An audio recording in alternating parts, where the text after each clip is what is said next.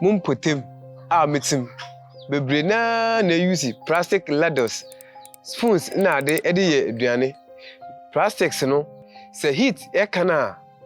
aware of ode ohaw ni nsunsuado bebre e de bre hen wei ntina meda adwon de ade ntina memfa bamboo inye bibi today o stand bamboo no e natural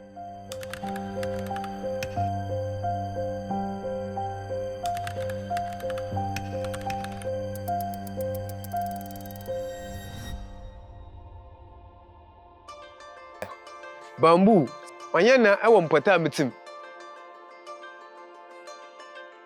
se mikotwa bamboo ne ba mitwitwa into shapes na me amepe no bibia mitwire ne hu green na afro me sandpaper na echi ma faso me de aye caps atre cutlery set ane lampshade na pia akeka ho abra why I discover me no me come boot camp no kosua nneoma bebre efiri ho omo kire me se nea mehu me customers ohawa wo fam ene nea metuma ye abo mo sa bamboo innovation ni eba boa mi krom ma ya atwe hu afi plastics ena fina oye ewo ye ni potom